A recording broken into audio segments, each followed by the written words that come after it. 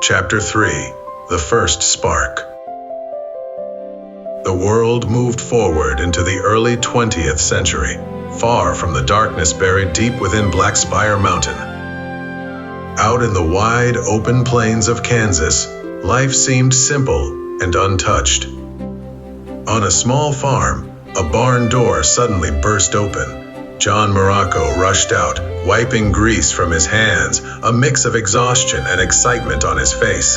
"It's ready, it's finally ready," he said under his breath, almost not believing it himself. Behind him sat his latest creation, a rough but working machine of metal, gears and wheels. It wasn't perfect, but it was something the world had never seen before. A car. John climbed in and adjusted a few levers, glancing briefly at the engine where small containers held a thick black liquid, locus oil, which he had discovered. After years of failure, this was his breakthrough. He pulled the lever. The engine sputtered, rattled, then roared to life. John let out a short laugh as the car lurched forward across the field, bouncing over the uneven ground. For a moment, it worked exactly as he imagined. Then, just as quickly, the engine cracked and died. The car rolled to a stop. John exhaled, shaking his head. "So close." A short while later, he pushed the machine back into the barn and got to work, tools already in hand. He moved quickly, focused, adjusting the system that fed the locus oil into the engine.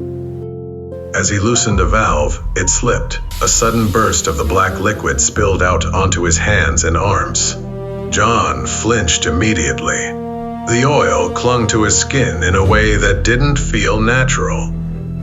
It was ice cold at first, then suddenly burned, like it was reacting to him, trying to sink deeper instead of just sliding off. He wiped it away quickly with a rag, his breathing uneven. "That's not right," he muttered. After a moment, the feeling faded, but the uneasiness didn't. He looked down at his hands, expecting some kind of damage, but there was nothing. Still, something about it didn't sit well. He hesitated, then went back to work. Just then, a shadow slipped into the barn behind him, silent and unseen. It was one of the black bolts. It had been sent for a reason, to stop the destined future before it ever began. And somehow, it had found John Morocco. The figure moved closer, step by step, its glowing red eyes fixed on him. John tightened a bolt, completely unaware. Then, the black bolt lunged. It struck from behind, reaching for him. But the moment it made contact, something reacted. The remaining locus oil on John's skin surged violently, pushing back against the creature like it had a will of its own. The black bolt jerked backward, its attack interrupted.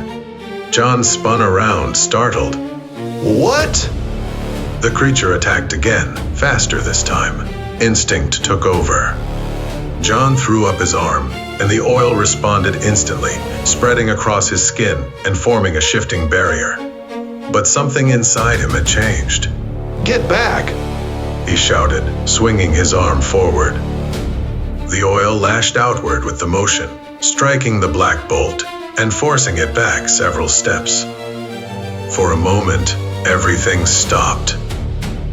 The two faced each other in the dim light of the barn. John, breathing hard and confused, and the black bolt completely still. Then, slowly, the creature stepped back, not defeated, but uncertain, as if this wasn't how things were supposed to go. Its glowing red eyes locked onto John one last time. Then, it slipped into the shadows and disappeared. The barn went quiet. John stood there, his chest rising and falling as the adrenaline faded. The oil on his skin slowly stilled, dripping to the ground like nothing had happened. He looked down at his hands. They were shaking. "What was that?" he whispered.